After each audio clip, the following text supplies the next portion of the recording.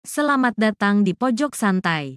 Sebelum Anda mendengarkan audiobook ini, kami menginformasikan bahwa channel ini adalah review audio dari buku yang ada di Indonesia. Untuk membaca keseluruhan buku ini, kami menyarankan membeli buku aslinya di toko buku kesayangan Anda, baik offline maupun online. Keberadaan channel ini dimaksudkan untuk membantu Anda mendapatkan pengetahuan dari buku-buku kesayangan Anda. Jangan lupa untuk subscribe, like, dan komen. Selamat datang di Pojok Santai, channel khusus yang membahas komik dan novel dengan cara asyik. Di balik penobatan Hasanuddin sebagai Raja Baru Banten, tanpa diduga ada seorang pengkhianat di dalamnya. Siapakah dia? Yuk cari tahu di video berikut ini. Ratusan prajurit masih belum dirasa mencukupi bagi Parit Wulung. Pengkhianat ini kemudian mendatangi seorang sakti, yaitu Resi Singo Ireng yang berdiam di pantai selatan. Resi ini bukan saja mau membantu maksud busuk Parit Wulung karena dijanjikan akan dilimpahkan harta kekayaan yang tiada terkira banyaknya, tapi juga mengikut sertakan kakak kandungnya yang juga seorang resi, yaitu Resi Macanseta. Macanseta diam di Teluk Kelelawar. Tokoh silat ini baru saja membentuk satu partai silat yang dinamainya Partai Api Selatan. Meski keduanya adalah resi, namun mereka telah terperangkap oleh kesenangan duniawi sehingga masuk ke dalam golongan hitam. Pada hari yang telah ditentukan, maka pecahlah pemberontakan menggulingkan kerajaan itu. Ratusan pasukan dari Pajajaran menyerbu.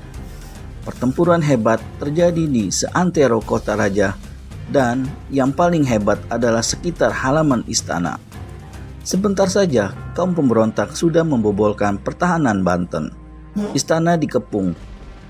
Prajurit-prajurit pemberontak di bawah pimpinan Parit Wulung, Singo Ireng, dan Macanseta menyerbu ke dalam istana.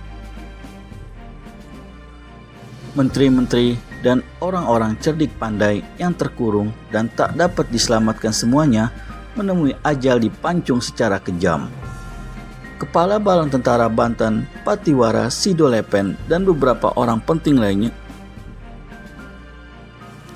turut serta menjadi korban keganasan kaum pemberontak itu.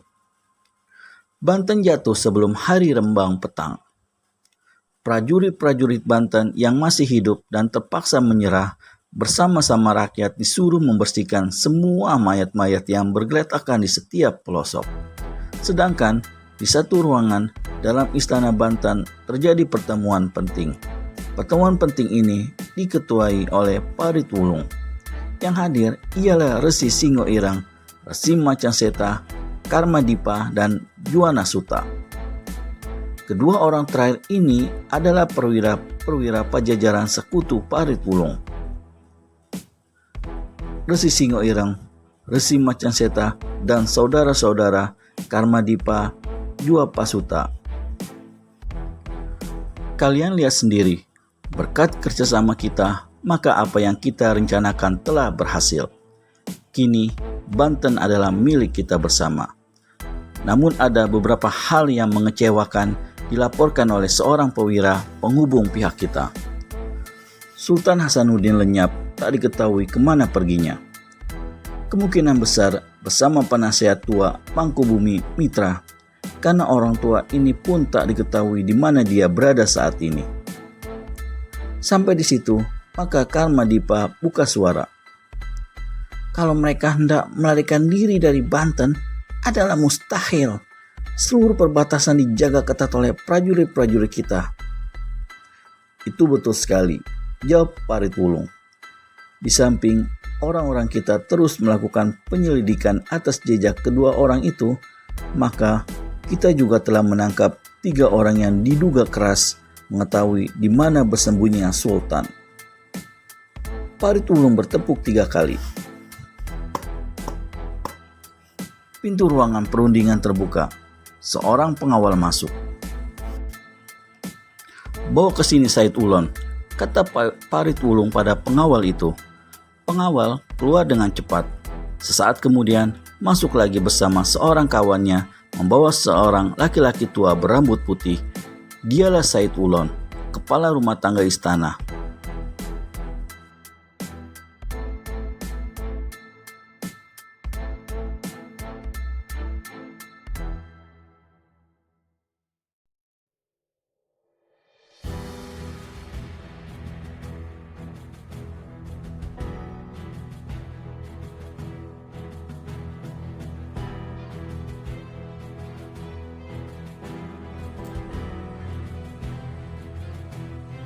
Kedua pengawal keluar lagi. "Said Ulon, kau tahu di mana Sultan sembunyi bukan?" ujar Parit Wulung. Orang tua itu memandang ke muka sebentar. Hatinya geram sekali melihat tampang Parit Wulung. Dua orang anaknya telah menjadi korban akibat pemberontakan manusia itu. Seperti hendak ditelannya bulat-bulat tubuh Parit Wulung saat ini. Kedua tangannya berusaha melepaskan ikatan tali, tapi tak berhasil. Melihat ini, Parit Wulung segera berkata, "Jangan khawatir, kau akan kulepaskan dan kujamin keselamatanmu bila memberi keterangan di mana Sultan berada." "Ya, aku memang tahu," berkata Said Ulon. "Hahaha." Parit Wulung tertawa lebar. "Di mana?" tanyanya. Orang tua itu maju ke hadapan Parit Wulung. "Di sini," katanya, dan habis mengucapkan perkataan itu, maka diludahinya muka Parit Wulung. "Jahanam hinadina!" Sret! Pedangnya dicabut dan keras. Maka putuslah leher Said Ulon. Kepalanya menggelinding di lantai tepat di muka pintu. Darah muncrat membasahi permadani yang menutupi sebagian dari lantai ruangan. Resi Macan Setan tertawa mengekeh. Melihat peristiwa itu, Karmadipa berkata dengan suara datar, "Seharusnya kita tak perlu membunuh sekaligus manusia itu, Parit Wulung. Kita bisa siksa dia sampai mengaku di mana adanya Sultan Hasanuddin." Parit Wulung tak menjawab. Noda darah di pedangnya disapukannya ke pakaian Said Ulon, lalu dimasukkannya ke dalam sarungnya kembali. Kemudian Parit Wulung bertepuk lagi 3 kali. Pintu terbuka.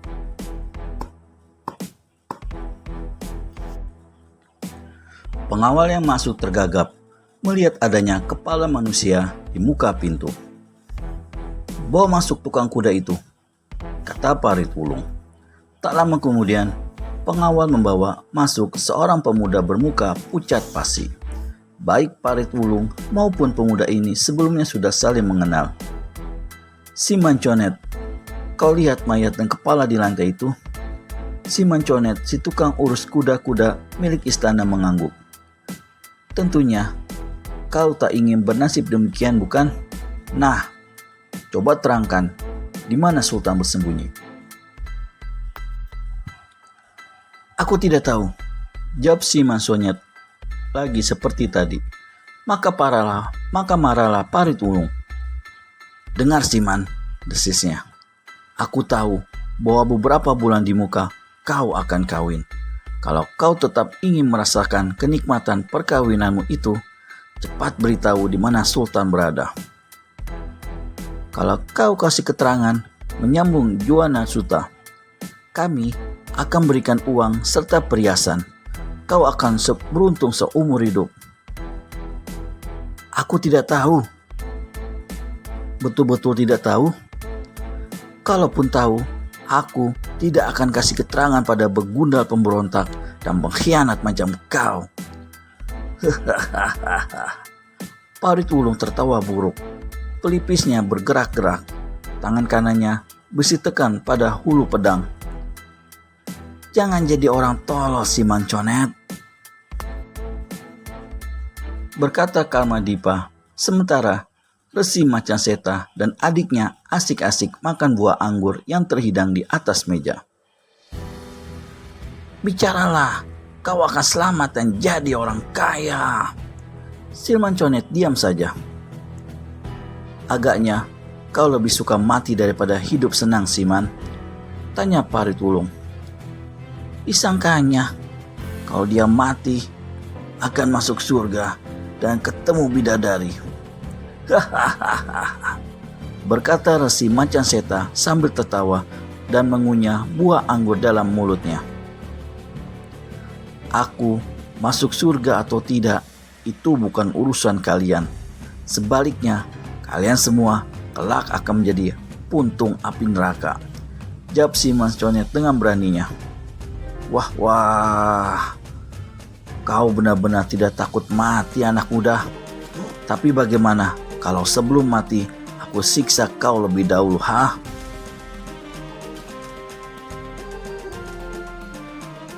Kalian boleh siksa aku, tapi di mana Sultan berada tetap kalian tak bisa tahu.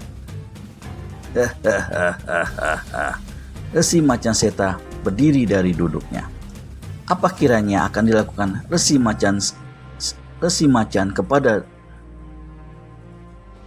si Manconet? Temukan jawabannya di video selanjutnya hanya di channel Pojok Santai. Segera subscribe dan tekan tombol lonceng untuk mendapat notifikasi video terbaru dari kami. Terima kasih dan sampai bertemu kembali.